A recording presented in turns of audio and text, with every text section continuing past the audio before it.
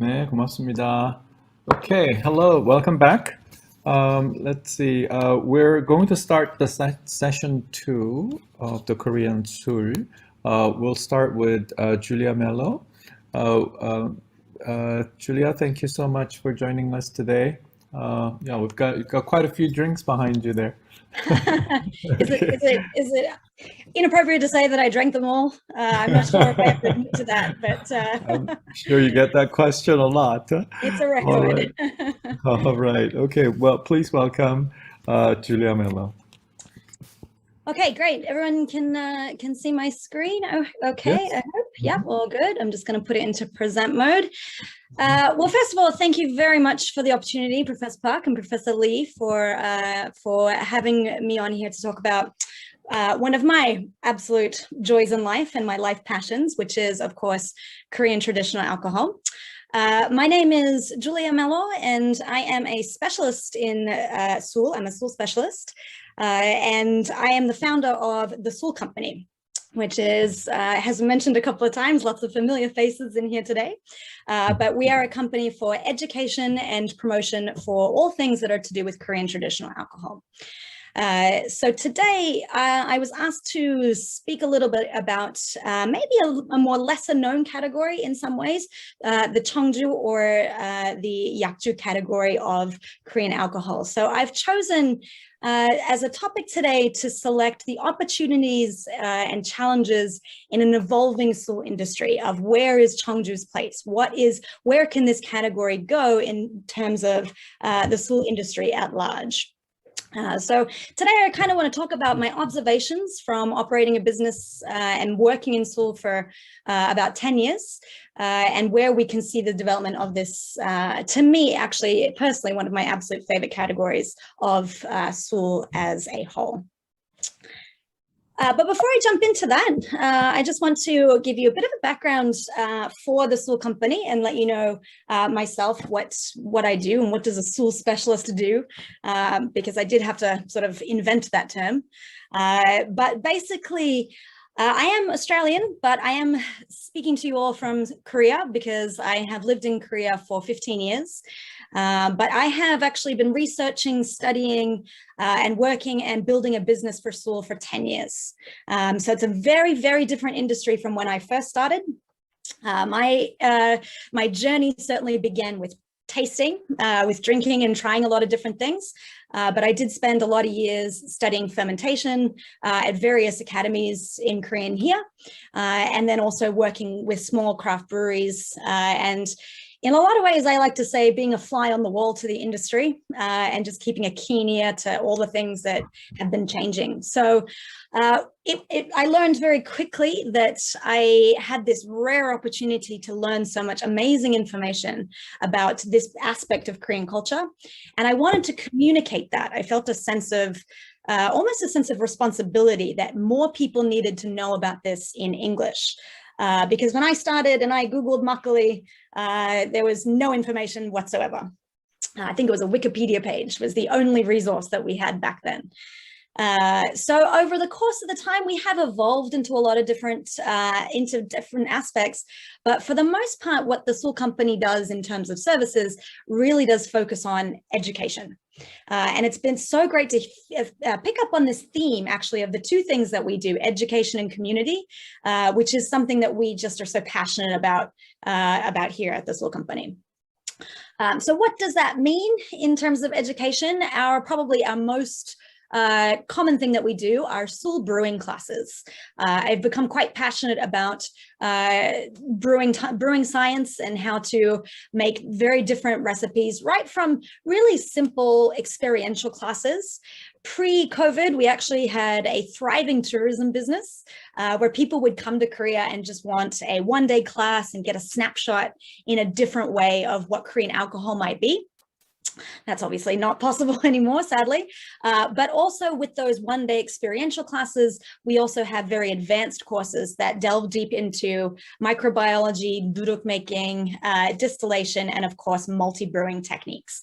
And one thing that we have really realized over the years of developing these programs is that the interest in home brewing, the interest in Suul brewing, as we've seen from our panelists here, that we have a growing and a very exciting home brewing community that's happening all over the world.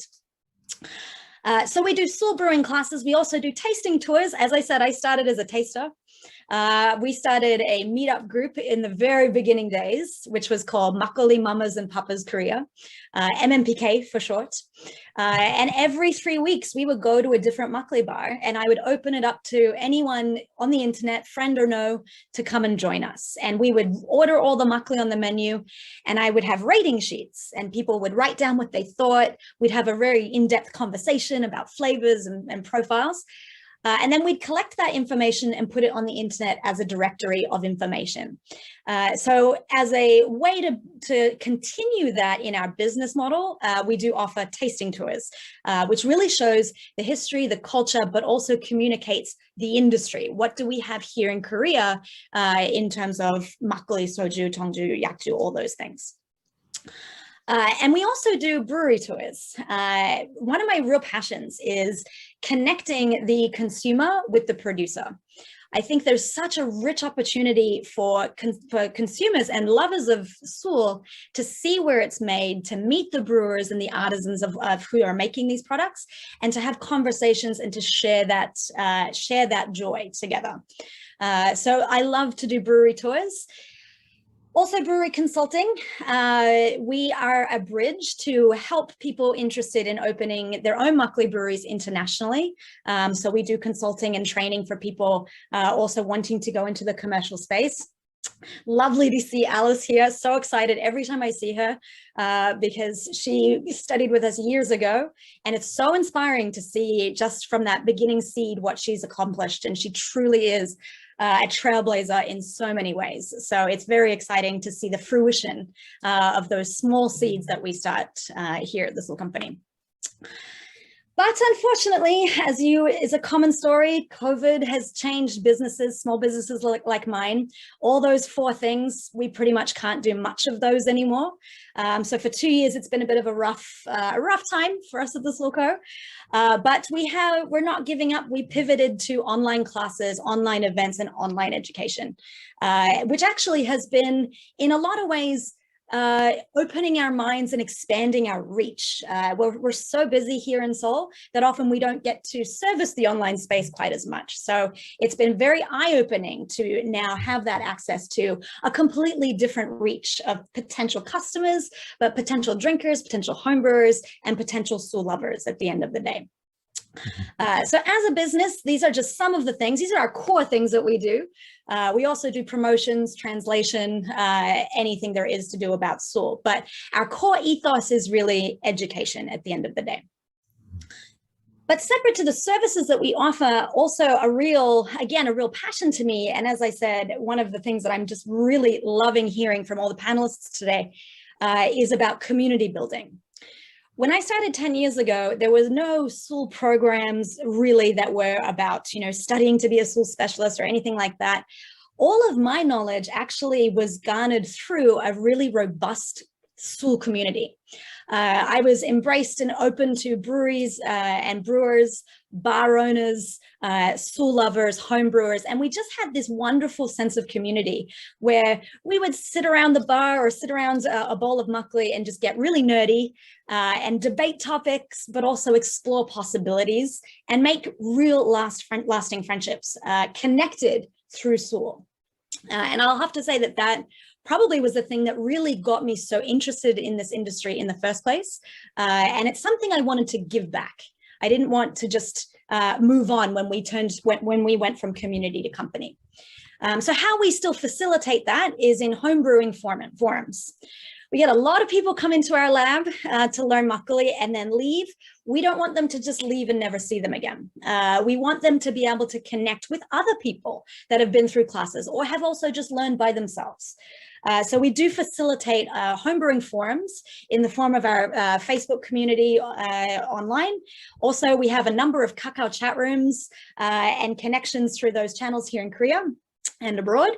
And also we are trying new developments and platforms for an online forum off the social networking platforms. So we are very much loving our role as a connector. We want to connect people together interested in this, this brewing philosophy.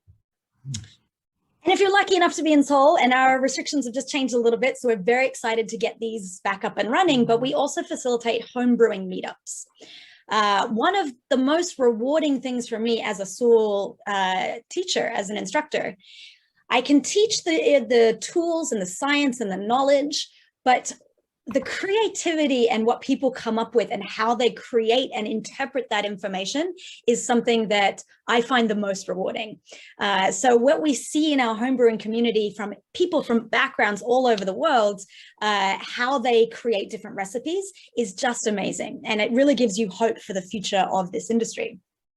But every homebrewer knows just drinking your own stuff isn't as good as sharing it with somebody else, to get that feedback, to see what other people like about your Suul, and even sometimes the horrific failures, which we always have in some experimentations, that is also fun to share too. So how did you do this? When did you add your water? How did you steam your rice? All these things. So that's why it's really, really central to us to be facilitating these homebrew meetups, that people can meet like-minded people, become friends, but encourage people to keep brewing and exploring in their journey. And as I said, of course, it's not just about brewing, it's also about drinking, because Suul at the end of the day is a wonderful alcohol that we have in our life. And that's how we started. So we do also have a Suul bar directory, which we are constantly uploading, because the industry here, and this is a big part of what I'm going to talk about today, is changing so rapidly, exponentially growing, changing, and evolving. We want to be able to give those resources to somebody that wants to discover, whether it be through cuisine or whether it be through Suul or pubs or something like that. So we also have a Suul bar directory that we are constantly uploading. And in tandem with that, we also produce Suul content, news, information via all of our social networking platforms. We write articles on our website, but also have a very strong community on our Instagram, where we show what are we drinking, what have we discovered, what's new, what's happening in this industry. So really, the core ethos of the Suul company is to be a connector. To provide that pathway of information from here in Korea to a global audience. And if you were to sum all that up of what the mission is, why do we get out of bed and why are we still doing this after so long? I loved Alice's little moment of, you know, sometimes you think, don't do it because it's really hard. I would echo exactly those sentiments. Sometimes the challenges are very real. But at the core ethos of who we are and what we do, it's about preserving tradition, but also promoting innovation. We want to be a part of the bridge, part of the community that's preserving and reviving these amazing traditional techniques, historical stories, all those things. But at the same time, we want to be a part of the message of promoting innovation.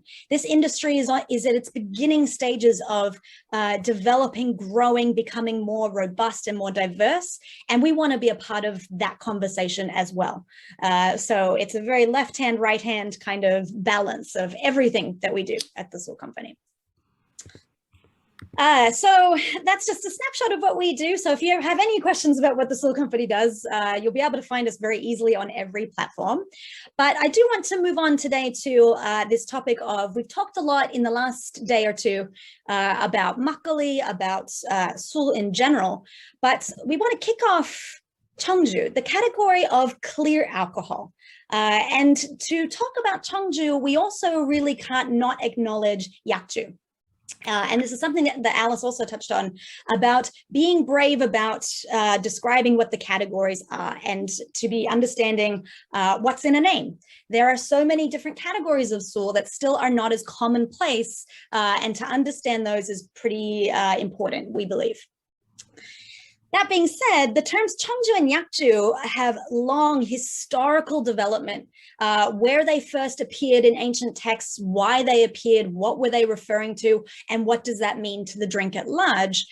I am not a historian, so I don't really want to dive too deeply into all of those different nuances of the differences, but I thought it prudent to acknowledge where we're at right now in terms of the Suul industry. And this is actually what the Korean tax law describes as the differences between Cheongju and Yakju. So this is just an acknowledgement that these two categories exist.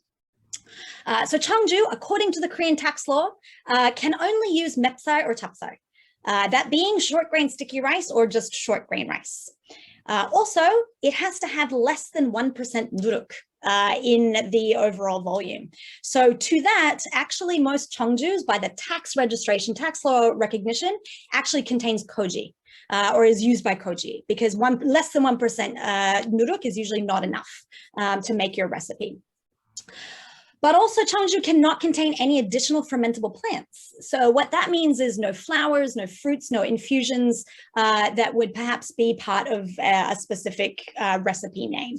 So Cheongju does have a very specific category. There are a couple of other stipulations that make it Cheongju, but these are the main ones that we consider. If you were to register a product today in Korea, that is what a Cheongju would be registered as.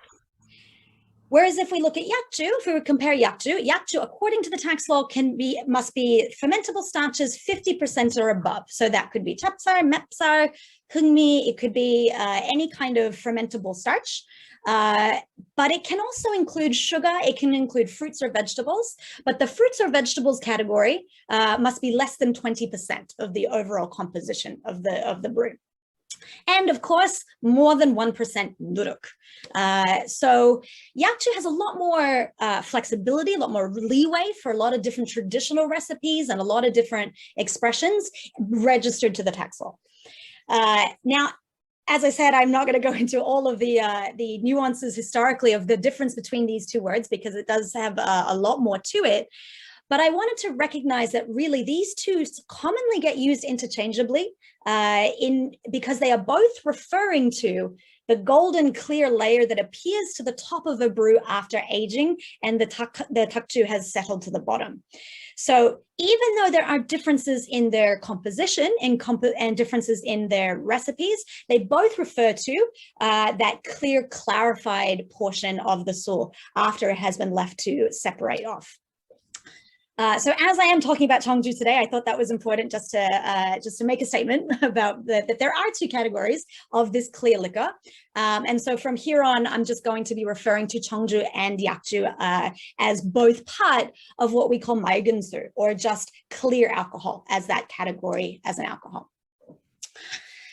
So for Cheongju and Yakju, what does it usually taste like? What are we talking about? Actually, Cheongju and Yakju, I would say, is very much an expression of crafts. We tend to look at Cheongjus and Yakjus as something that is more refined, something that has a more beautiful balance of aroma and flavors, and is very delicate often in aroma and quality, and of course quality. And part of that was because in the dynastical eras, certainly in the Joseon dynasty, Cheongjus and Yakjus were reserved for nobility. Certainly they were reserved for a higher class of society.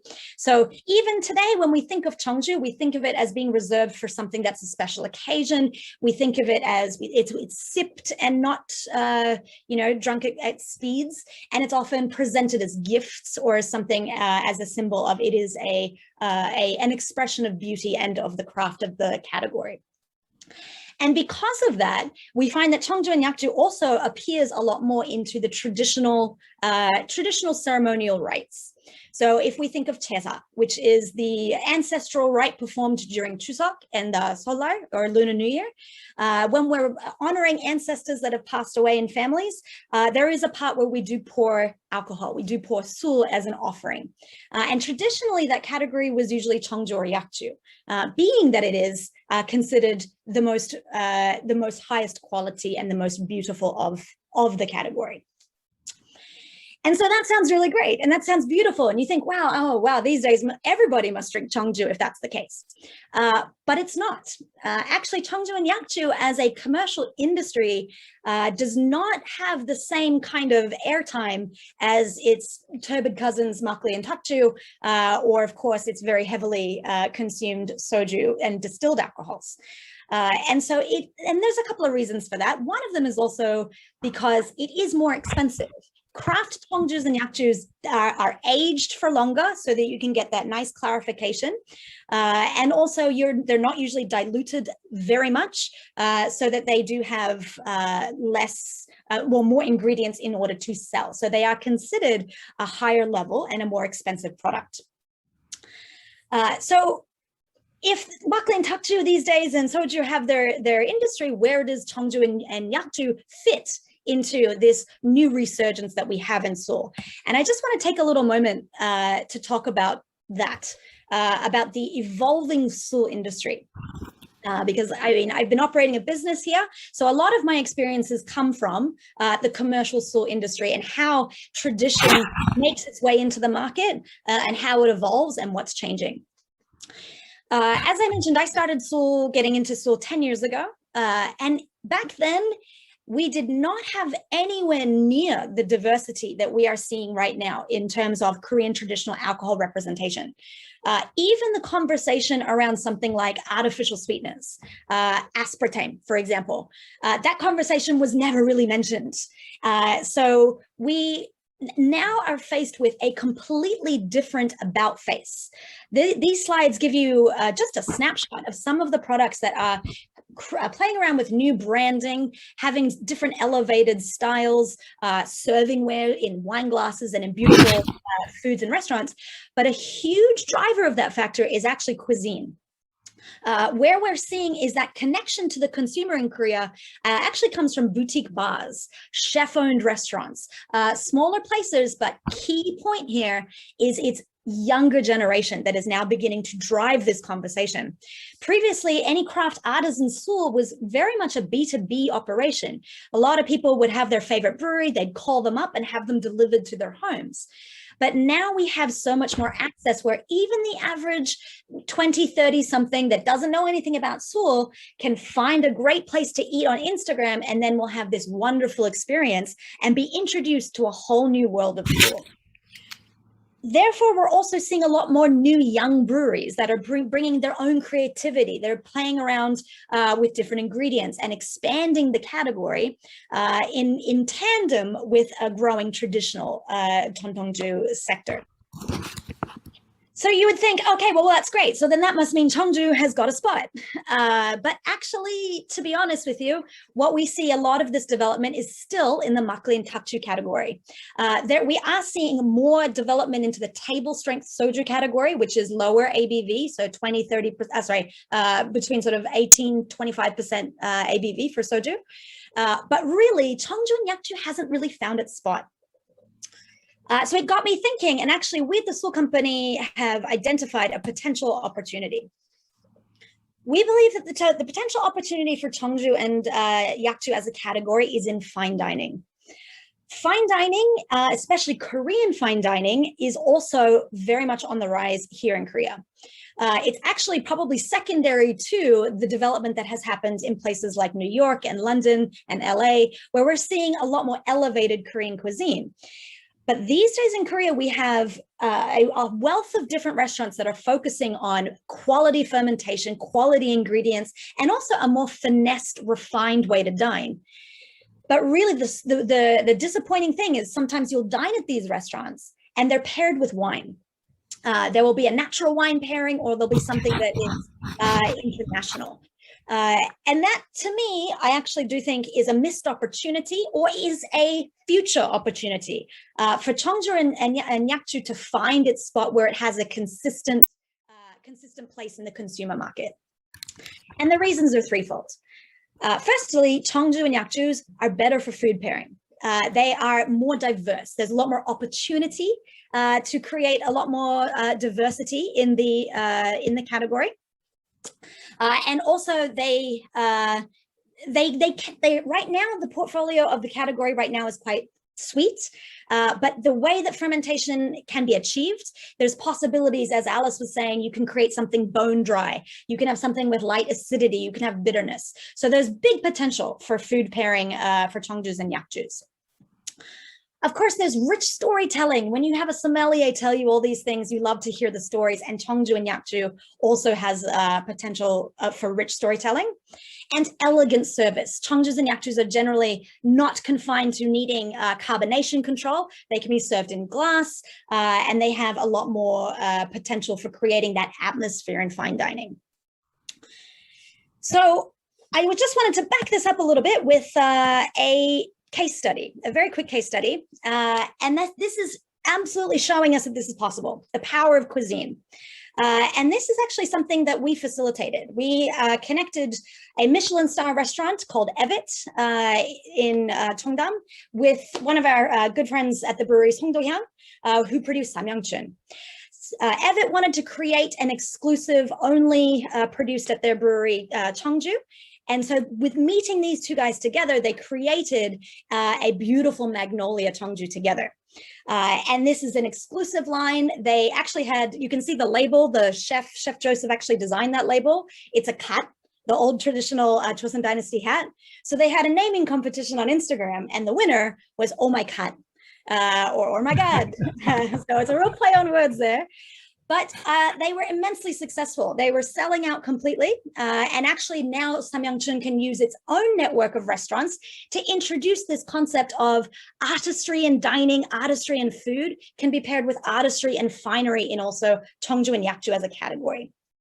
So we can see from this that it can be done. It might be early days yet, but we do believe that there is a real hope for the future.